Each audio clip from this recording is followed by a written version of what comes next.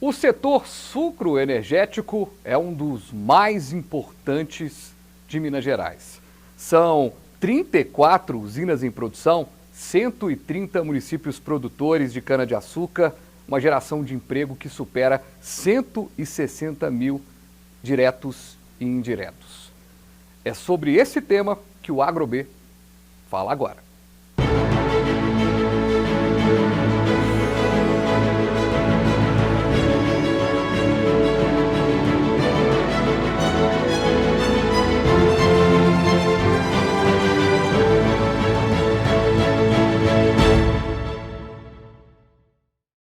Que bom, mas que bom que você está aqui comigo no canal Viver Brasil, 527 da Claro, 9 também da Claro, e você que está nos acompanhando agora pelo youtube.com/canal Viver Brasil. Estamos chegando com o nosso jeito diferente de falar sobre agronegócios e neste momento a gente começa esse ano, janeiro a gente está se dedicando a isso, fevereiro também, a apontar caminhos, ver o que está acontecendo com vários setores. É um momento de entendimento para a gente acompanhar esse ano de 2023, que é novo na política nacional, tem continuidade na política estadual, mas com mudanças também, e o que isso afeta no agro de uma maneira geral. E um dos setores muito importantes está aqui comigo o presidente da Associação das Indústrias Sucroenergéticas, a CEAMIG, o Mário Campos. Mário, satisfação recebê-lo mais uma vez. Muito tempo que a gente não se falava aqui no programa. Com certeza. Obrigado aí pelo convite. Estamos aqui à disposição para falar desse setor fantástico, que é o setor sucroenergético.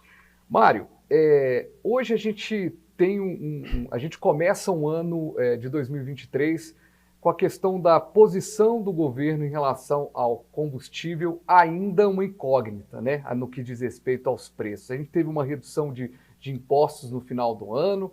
O início do ano a gente tem aí uma garantia dessa redução do imposto, mas ainda há uma discussão muito grande. Para a gente poder antenar o nosso telespectador, a quantas anda essa questão do final do ano conturbado até agora esse início de ano ainda em transformação? Excelente pergunta. Nós tivemos no ano de 2022, a gente precisa voltar um pouquinho, né? É uma grande transformação quando a gente fala da carga tributária sobre os combustíveis no Brasil. Nós tivemos ali no mês de junho a aprovação de uma lei complementar, a Lei Complementar 194, e depois uma emenda constitucional a 123, que ela definiu ali, primeiro, que os combustíveis eram bens essenciais. E dessa forma o ICMS, né, que é um imposto estadual, seria limitado no caso, a alíquota que a gente chama alíquota modal. Aqui em Minas Gerais, por exemplo, essa alíquota modal é 18%. E a partir dali, com a emenda constitucional, nós tivemos também a garantia de que, a partir do momento que as alíquotas da gasolina fossem modificadas, você deveria ter a mesma proporcionalidade antes-existente com relação ao ICMS do etanol. E aí nós tivemos, então, a definição aqui em Minas Gerais e também em vários estados do Brasil, de uma alíquota, né, de gasolina entre 17% e 18%, no caso aqui é 18%, no caso do etanol, nós temos aqui hoje em Minas Gerais uma alíquota bem baixa, uma alíquota de 9,29%. São Paulo também está com o mesmo caso, né? São Paulo que é o principal mercado consumidor também, com alíquota de 18% na gasolina, e também em torno aí de 9,5%, 9,6% também para o etanol. E nós tivemos também os impostos federais que foram zerados, né? O PIS, a COFINS e a CID. Uhum. Agora, tinha início desse período e tinha um fim também. O início foi ali justamente no mês de julho e o fim seria no mês de dezembro. Então, dia 1º de janeiro, esses impostos iam voltar, é o que dizia a legislação. Tá?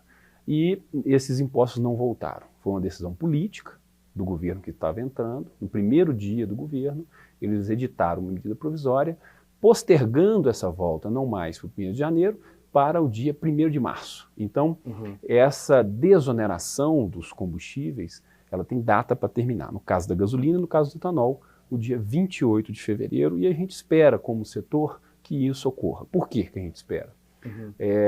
O etanol, é muito importante para o etanol ter um diferencial tributário.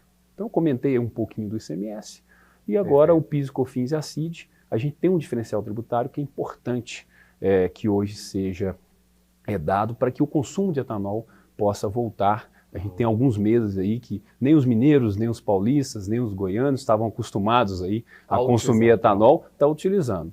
Aham. E também nós temos que cumprir a nossa Constituição. A emenda constitucional 123, que foi aprovada em julho do ano passado, ela incluiu no artigo que trata, no artigo 225, que trata de meio ambiente, a necessidade da tributação do biocombustível ser diferenciada com relação ao combustível fóssil. Uhum. Tá? E isso hoje não está sendo cumprido. Então a gente está descumprindo a Constituição ao não voltar os tributos nos dois produtos. Isso já externamos isso para o governo. Estamos tendo diálogo, né, com o governo federal. Nós temos hoje vários ministros que entendem dessa forma. Eu acho que a questão não foi uma decisão técnica, foi uma decisão política naquele momento. E a gente espera que o dia 1º de março a gente possa ter o retorno, então, desses tributos. E dessa forma a gente vai ter mais competitividade para o etanol hidratado. Pois é, e aí o que acontece? Quando a gente fala do fim dessa isenção, na prática a gente está falando do aumento também na bomba, né? Mas ao mesmo tempo, o que a gente pode dizer para o consumidor do dia a dia, aquele que deixou de consumir etanol, é que essa desoneração na gasolina, por exemplo, faz com que o produto seja muito difícil de competir o etanol com a gasolina, seria isso? Olha, é sempre muito difícil a gente falar de preço. De fato, a carga tributária é um dos componentes do preço na ponta. O que a gente precisa deixar bem claro, porque a gente está vendo hoje no Brasil uma discussão muito sobre a questão fiscal, né? O Brasil tem um déficit fiscal importante que precisa ser cumprido. Preço de combustível é sempre muito discutido em tudo quanto é roda, né? Uhum. Claro, faz parte do dia a dia de muita gente. Agora, é importante que a gente considere combustível é uma parcela da população que tem acesso a carro, acesso a veículo, utiliza seus veículos, enquanto a maior parte da população nem carro tem. Então a gente precisa discutir como país se é realmente viável a gente ter no Brasil os combustíveis desonerados em troca, por exemplo, de uma falta de recurso para outros programas de governo que vão atender os mais necessitados. Então é sempre importante a gente fazer esse balanço, tá? E tem um outro componente que é muito importante, eu tenho certeza para esse novo governo também é muito importante, a questão ambiental, né? Por que nós vamos incentivar o consumo de um combustível fóssil? De um combustível que tem uma emissão considerável, em detrimento de um biocombustível que tem não só toda a questão ambiental, que hoje é um dos objetivos desse novo governo, mas também a questão social, né? Como você falou no início do programa, é um segmento que emprega muita gente, emprega no interior uma importância muito grande social aí para o Brasil. Agora, Mário, quando a gente fala dessa questão da empregabilidade, a gente está falando dos indiretos, como eu citei aqui no início do programa, e a gente está colocando, claro, a cadeia dos postos de combustíveis também, que estão ali. Eu aprendi da última entrevista nossa que não é posto de gasolina, sim postos de combustíveis. E o que acontece? E aí, eu quero pegar esse trecho, essa fala, né? O mineiro se desacostumou em um determinado período a abastecer com etanol exatamente pelo preço competitivo da gasolina. A gente pode melhorar, a gente pode chegar num ponto de evolução e a tecnologia, a gente vai falar daqui a pouquinho mais disso, de tecnologia, a gente pode avançar para ter um etanol competitivo em termos de durabilidade na questão do motor, de certa forma na potência, porque muito se reclama, ou ainda na comparação com a gasolina, porque a gasolina ela dá uma produtividade maior, eu tenho um consumo melhor com a gasolina. Mas a gente tem percebido que tem determinado etanol também que já tem tido uma melhoria. Antigamente você colocava etanol no carro, no antigo álcool então, você colocava e acabava assim rapidamente. Hoje o etanol ele tem uma durabilidade, até o nome foi modificado, o marketing foi modificado porque ele melhorou. Mas dá para melhorar mais? Não, com certeza. Eu acho que aí são dois pontos. Primeiro, quando a gente fala de preço, a gente também tem que remeter ao custo de produção, tá? Nós tivemos nos últimos anos no Brasil um aumento considerável de custo de produção, né? O custo de produção associado ao agro, né? Fertilizantes, todos os insumos, nós tivemos sérios problemas, né? Equipamentos que subiram, que tiveram uma subida de preço assim, impressionante. Então assim, a gente tem que falar de custo de produção. Agora, o que nós estamos fazendo para reduzir esse custo de produção e ter possibilidade de ofertar um preço mais acessível ao consumidor? Nós estamos trabalhando fortíssimo para aumentar a produtividade, produzir mais na mesma área, e dessa forma a gente vai ter um custo mais acessível. Então esse é um ponto importante. Agora, do outro lado, e o que vai tratar, porque o etanol que hoje é consumido é o mesmo lá da década de 80, da década de 90, praticamente a mesma especificação. A questão é o equipamento que a gente utiliza, o equipamento que a gente abastece. A né? máquina, no caso, né? o veículo, a máquina. Né? Uhum. Eu acho que esse é um ponto importante. Então, a gente trabalha com vários conceitos. Hoje tem o conceito da descarbonização, ou seja, você caminhar para a utilização de um produto que você, de fato, descarbonize, né, o seu uso, a sua utilização. Do outro lado, você tem o aumento da eficiência, e essas duas coisas têm que caminhar juntos. Uhum. Né? E, por fim, obviamente, você tem que ter um preço que caiba no bolso do brasileiro. Né? Eu acho que são esses pontos que a gente tem. Então, agora, esse ano, Fabiano, 2023, nós estamos fazendo 20 anos do carro flex, tá? Que é o carro que modificou estruturalmente o segmento. Tá? A gente passou a ter oportunidade, deu oportunidade ao consumidor não mais escolher o combustível que ele ia abastecer no momento da compra do carro, e sim no momento do abastecimento.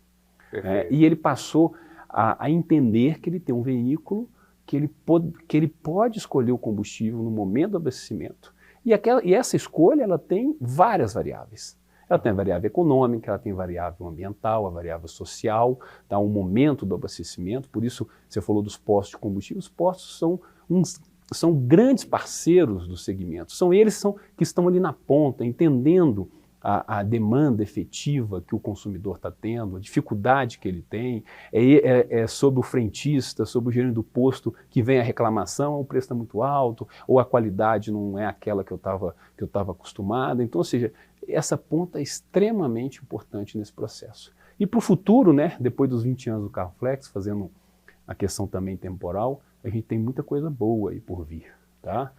E aí... Essa coisa boa também, ela de certa forma se mistura um pouquinho com um desafio grande que é o carro elétrico também. Como é que o setor vê essa possibilidade? Que, por exemplo, a gente acompanhou histórias no Catar agora, na Copa do Mundo, né? É tão curioso, uma história, até colegas jornalistas nossos que estavam lá e hoje estão aqui em BH, a gente conversando de algumas coisas que eles viveram lá, reportagens que a gente assistiu também. É um país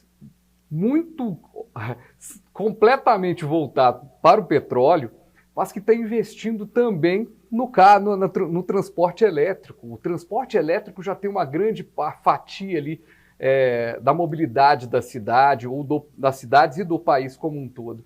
Como que o setor encara essa mudança? Será bom também, porque você tem mais um efeito, como a gente tinha o Flex, tem o Total Flex, que é agora com gás também, e aí você tem o elétrico, dá uma revigorada ou dá uma competitividade para o setor? Bom, primeiro, tem espaço para todos, né? Eu acho que qualquer mudança tecnológica que promova o que a gente chama de transição energética e a descarbonização, ela é muito interessante, ela precisa ser olhada com muito carinho.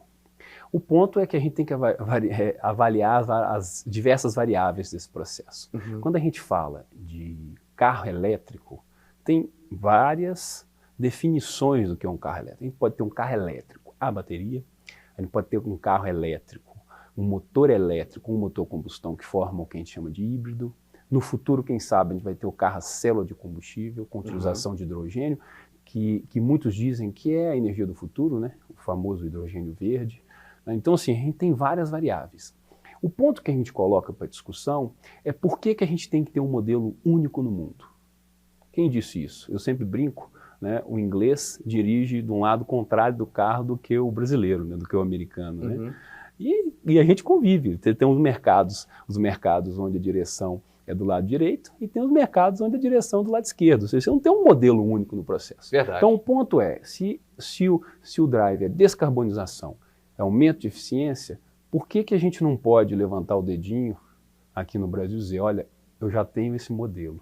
Esse modelo é com biocombustível que vai trazer a descarbonização, vai trazer a eficiência do motor a combustão com motor elétrico através do híbrido, e a gente vai utilizar essas duas coisas e vai entregar para a sociedade o que ela está procurando lá na Europa com carro elétrico a bateria, na China com carro elétrico a bateria, que é a descarbonização. Né?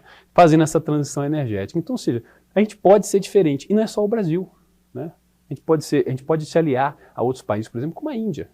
A Índia também, como o Brasil, e a Índia tem uma população muito maior que o Brasil, e uma dimensão de país muito parecida com a nossa, com outras dificuldades, obviamente, mas lá eles têm uma agricultura também pujante, como a nossa, possibilidades também de produzir biocombustível, produzir etanol a partir da cana, a partir de cereais.